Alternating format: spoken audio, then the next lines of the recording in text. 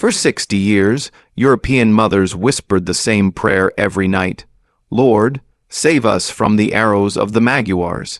These weren't bedtime stories to scare children. The Magyars really did drink blood from the skulls of enemy commanders. They really did wear cloaks made from the scalps of slaughtered monks. They really did leave pyramids of severed heads so high that crows circled them for months, growing too fat to fly from feeding on the dead. On August 10, 955, on a blood-soaked field near the Lech River in Bavaria, Otto the Great decided that Europe had bled enough. The Magyars had erupted into Europe in 895, like demons from an apocalyptic prophecy.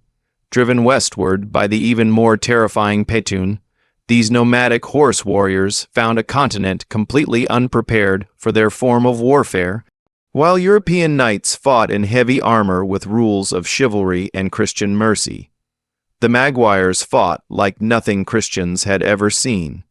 They appeared from nowhere, struck like lightning, and vanished before any army could respond, leaving only burning churches and pyramids of heads to mark their passing.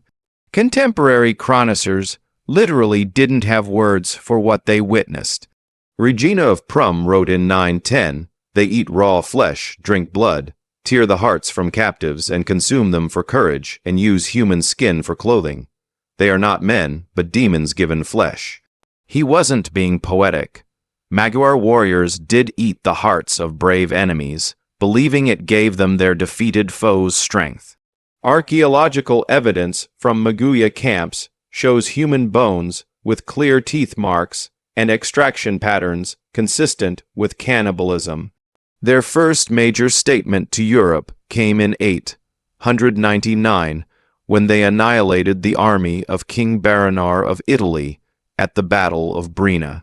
The Magyars didn't just defeat the Italian forces. They systematically hunted down fleeing soldiers for sport, using them for mounted archery practice. Survivors described seeing their comrades used as living targets, pierced with dozens of arrows, but kept alive as long as possible. This psychological impact was devastating. Some Italian cities simply opened their gates when Magyar raiders approached rather than risk such a fate. The destruction of Great Moravia between 9002 and 9006 showed Europe what happened to those who resisted. This Slavic empire, which had existed for 70 years, was erased so thoroughly that historians still debate exactly where its capital was located. The Magyars didn't conquer it, they deleted it. Every settlement burned, every nobleman executed, the entire population either slaughtered or sold into slavery. Archaeologists finding Moravian sites discover a consistent pattern. A layer of ash, then nothing. No rebuilding, no resettlement, just silence. By 910, Magyar raiding had evolved into a systematic terror campaign. They operated on a roughly 3-year cycle, allowing regions just enough time to recover before striking again. In 913, they reached Burgundy. In 919, they devastated Saxony. In 924, they crossed the Alps and ravaged Provence, reaching the Mediterranean. In 926, they penetrated deep into France, reaching the Atlantic Ocean. European chroniclers started calling them the Scourge of God, believing the raids were divine punishment for Christianity's sins. The Magyar military system was terrifyingly effective. Every male was a warrior from childhood. Boys learned to ride before they could walk properly, spending so much time on horseback that Byzantine writers claimed Magyars were physically deformed. Their legs bowed and backs curved from constant riding. By adolescence, a Magyar warrior could fire 12 arrows per minute while galloping at full speed, hitting targets at 350 YD, far beyond the range of any European archer. Their composite bows made from horn, sinew, and wood-generated draw weights of 150 lb, sending arrows through chain mail like cloth. But it was their tactical system that truly terrorized Europe, the feigned retreat, where they would flee in apparent panic, only to wheel around and destroy pursuing enemies with arrows. The Parthian shot, firing backwards while galloping away. The coordinated arrow volleys that chroniclers described as darkening the sun. European heavy cavalry, trained for close combat with lance and sword, were helpless against enemies who refused to stand and fight. The psychological warfare was even worse than the military tactics. Magyars would capture noble children and use them for archery practice in full view of besieged cities. They would flay prisoners alive and use the skins to make banners. Women who resisted rape weren't just killed, but mutilated in ways that medieval chroniclers refused to describe in detail, simply stating horrors that cannot be written. Mass impalement of prisoners along major roads created corridors of death that warned regions of approaching raids. Their appearance alone spread terror. Magyar warriors scarred their faces in ritual patterns, shaved their heads except for top knots that they stiffened with animal fat, and decorated themselves with human trophies. Bulu, one of their primary war leaders, wore a cloak made entirely from scalps. Blonde Saxon hair, dark Italian hair, red Irish hair from previous raids, all sewn together into a garment that rustled with every movement. Leal, another commander, carried an ivory horn that legend claimed was filled with the blood of Christian princes, from which he would drink before battle. The religious aspect made it worse for Christian Europe. Magyars were pagans who seemed to take particular pleasure in desecrating Christian sites. Monks were burned alive in their churches. Nuns faced fates that chronicles describe only as suffering worse than martyrdom. Sacred relics were deliberately defiled, communion wafers fed to horses, holy oil mixed with blood for their shamanic rituals. One account describes Magyars using a bishop's skull as a drinking cup, while forcing other clergy to watch. By 954, the Magyar menace reached crisis point. That year, a massive Magyar force, contemporary sources claim 100 warriors, though modern historians suggest 50 swept through Bavaria under commanders Bulsu, Leal, and Sur. This wasn't a raid, but an invasion intended to permanently subjugate southern Germany. They devastated Worms, crossed the Rhine near Cologne, and penetrated deep into Franconia. Conrad the Red, Duke of Lorraine, tried to stop them and barely escaped with his life, his army shattered. The psychological state of Europe by 955 was near collapse. 3 generations had grown up knowing only Maguia terror. Entire regions were depopulated, either killed or fled. Trade routes were abandoned. Learning declined as monasteries, the centers of education, were primary targets. Some theologians preached that the Magyars were Gog and Magog from the Book of Revelation, signaling the end times. Others claimed they were God's punishment for the sins of the nobility. Peasants reportedly began converting to paganism, reasoning that Christian prayers clearly weren't working. Into this apocalyptic situation stepped Otto, Duke of Saxony and King of Germany. Otto understood that 955 would be the decisive year.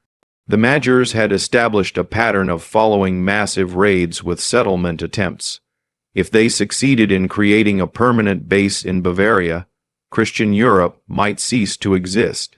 Otto sent messages to every German Dutch, every Christian prince, even to former enemies, unite or perish. The response was unprecedented. Conrad the Red, Otto's former rival who had rebelled against him just 2 years earlier, arrived with the Lorraine cavalry. The Bohemians, usually neutral, sent troops. The Swabians, Bavarians, Franconians, ancient enemies united by shared terror. Even Bishop Ulrich of Augsburg, nearly 70 years old, put on armor and prepared to fight. The assembled force numbered around 10,000 heavy cavalry, the largest German army in living memory.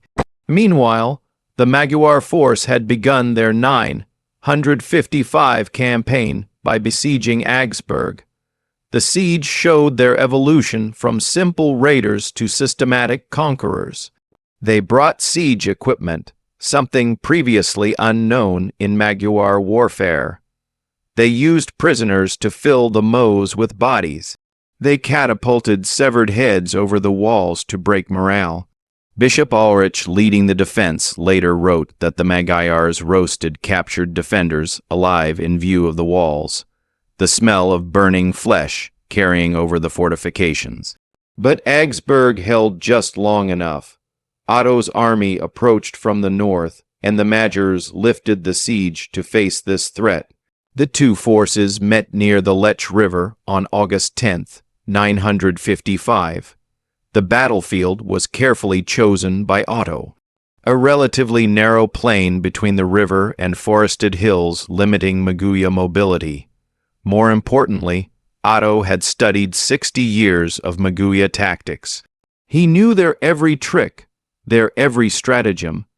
The night before battle, Otto fasted and prayed. He had brought the Holy Lance, allegedly the spear that pierced Christ's side at the crucifixion. Contemporary accounts claim the lance glowed with divine light, though this might have been torch light, reflecting off its golden ornaments. Otto addressed his army, "Tomorrow we fight not just for Germany, but for Christendom itself. God will decide between the cross and the pagan darkness." The Magyars, supremely confident after 60 years of victories, performed their pre-battle rituals. Magyar shamans sacrificed prisoners reading omens in their death throes. Warriors drank from their skull cups and sharpened their arrows with stones taken from burned churches. Bulku reportedly boasted that by nightfall he would add Otto's scalp to his cloak. Dawn on August 10th came with fog from the river shrouding the battlefield. The Magyars opened with their traditional tactic. Waves of arrows launched from extreme range, trying to disorder the German formation before contact. But Otto had prepared. His men carried larger shields, wore heavier armor, and most importantly maintained discipline. The arrow storms that had shattered so many European armies broke harmlessly against the German formation. Seeing their arrows ineffective, the Magyars shifted to their most reliable stratagem, the feigned retreat. The center of their line suddenly broke and fled in apparent panic. In 60 years of warfare, this trick had never failed. Pursuing enemies would break formation, chase the fleeing Magyars, only to be surrounded and annihilated when the flight reversed into a coordinated counterattack. Otto didn't move. The German line held perfectly still. The psychological impact on the Magyars was devastating. For the first time in living memory, their signature tactic had failed. Worse, by pretending to flee, they had actually ceded the momentum to the Germans. Otto seized the moment, ordering his heavy cavalry forward in a controlled advance, not a wild charge. What followed challenged everything the Magyars knew about warfare. The German knights didn't pursue wildly, but advanced in formation. Their heavy armor, which Magyars had always mocked as slow and clumsy, proved impervious to arrows at close range. The Magyar light cavalry, superb in fluid combat, found themselves pressed against the river with nowhere to maneuver. Then Conrad the Red, seeking redemption for his previous rebellion against Otto, led a suicide charge directly into the Magyar camp. This wasn't part of Otto's plan. Conrad acted independently, seeing an opportunity. With 1,000 Elrain cavalry, he smashed through the Magyar reserves and hit their supply train. The psychological effect was shattering. Magyars, seeing their camp burning, their slaves escaping, their accumulated loot being seized, began to panic for real. The battle became a slaughter, pressed between Otto's advancing line and Conrad's cavalry ravaging their rear. The Magyars formation collapsed. Thousands tried to escape across the river. The weight of men and horses turned the crossing points into death traps. Bodies piled up at the fords, damming the river. The water, according to chroniclers, ran red for 3 days afterward. Those who made it across found no safety. Otto had stationed troops on the opposite bank. Magyar warriors, exhausted from fighting and swimming, were cut down as they emerged from the water. Others drowned, pulled down by the weight of their equipment, or trampled by their own comrades in the desperate escape attempt. Conrad the Red paid for his heroism with his life. Struck in the throat by a Magyar arrow during his charge, he died watching the enemy camp burn. But his sacrifice had broken Magyar power forever. By nightfall, the field belonged to Otto. Contemporary accounts claim 5-0 Magyars died in the battle itself, with thousands more drowning or being hunted down in the following days. The 3 Magyar commanders, Bulcsú, Lechfeld, and Sur, survived the battle, but were captured shortly afterward. Their execution at Regensburg was public and deliberately symbolic.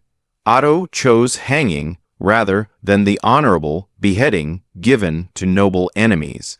The scaffolds were built extra high so the crowds could see. Bulu, still wearing his scalp cloak, cursed Christianity until the rope silenced him. The legend of Lechfeld's death became infamous on the scaffold. He requested one last blow of his ivory horn. When Conrad of Franconia, different from Conrad the Red, who had died in battle, approached to hear the horn, Lechfeld struck him in the head with it, supposedly cracking his skull.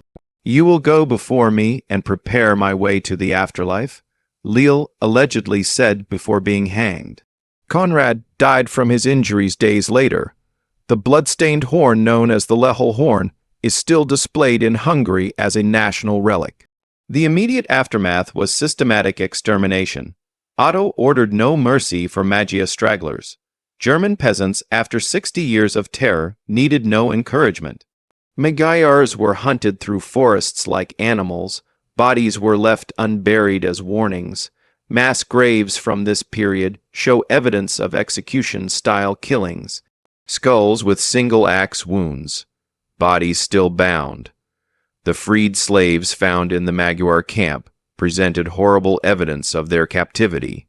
Many were mutilated, eyes gouged out, tongues cut, hamstrings severed to prevent escape. Children showed signs of being used for archery practice with blunt arrows, enough to cause agony but not death. Women freed from the Magyar camp were found to be pregnant from systematic rape.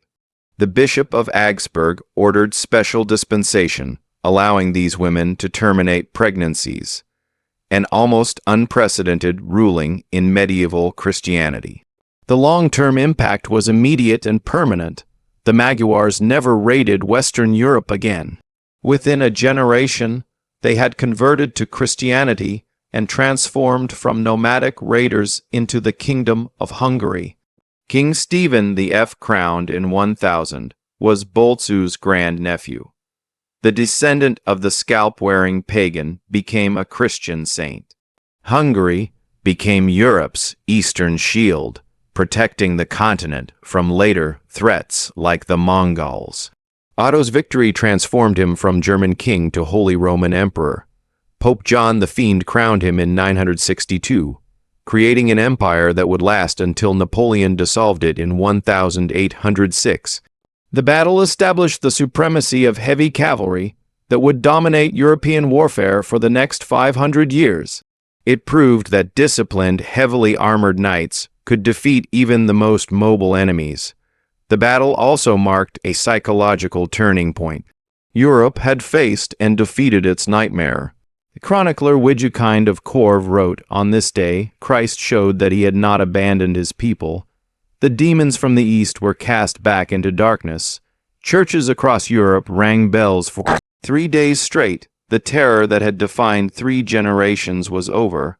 Archaeological evidence continues to reveal the battle's scale. In 2000, construction work near Lechfeld uncovered a mass grave containing over 800 skeletons showing violence trauma, skulls split by axes, ribs pierced by spears, Magyar arrows still lodged in bones. Isotope analysis confirmed these were mostly Magyars, their dental patterns matching nomadic dietary habits. Many showed evidence of previous injuries. These were veteran warriors who had survived decades of raiding before meeting their end at Lechfeld. The battlefield itself became a pilgrimage site. A chapel was built where Otto had planted his standard, later expanded into a monastery. For centuries on August 10th, locals would gather to hear the story retold. Old women would frighten children with tales of Bolsu's scalp cloak and Leal's blood horn, always ending with Otto's divine victory. The Magyar perspective, preserved in later Hungarian chronicles, tells a different story. They claim the battle was closer than German sources admit, that treachery by Petun auxiliaries caused their defeat, that the German numbers were actually superior. The Keep's Chronica describes supernatural portents: blood rain, wolves howling in daylight, shamans warning against the battle. These sources agree on one point: Lechfeld ended the old Magyar way of life forever. Modern Hungarian nationalism has somewhat rehabilitated the Magyar raiders, portraying them as brave warriors defending their way of life against Germanic expansion. Leal horn is displayed in Jasperini as a national treasure. Bolsu appears on monuments as a tragic hero rather than a blood-drinking terrorist. But the archaeological evidence, the burned churches, mass graves, and hastily buried coin hoards across Europe, tells the true story of 60 years of horror.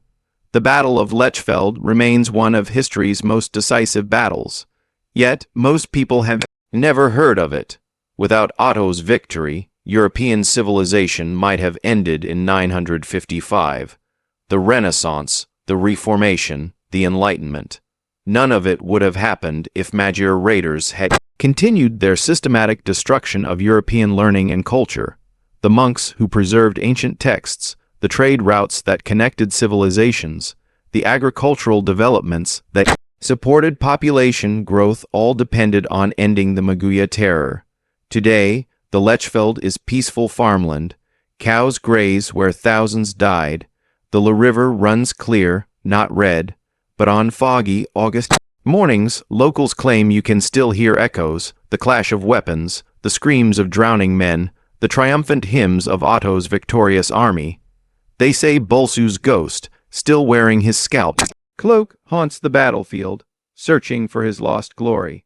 And somewhere in a Hungarian museum, Leal's horn sits in its case, still stained with Conrad's blood, a reminder of the day Christian knights ended Europe's 60-year nightmare. The Battle of Lechfeld wasn't just a military victory. It was the moment medieval Europe refused to die when Christian civilization faced extinction and survived. Otto the Great earned his title not just by winning an empire, but by saving an entire civilization from systematic annihilation. The Magyar raiders had turned Europe into a slaughterhouse. For 6 decades, on August 10th, 955, on the banks of the river, the slaughter finally ended.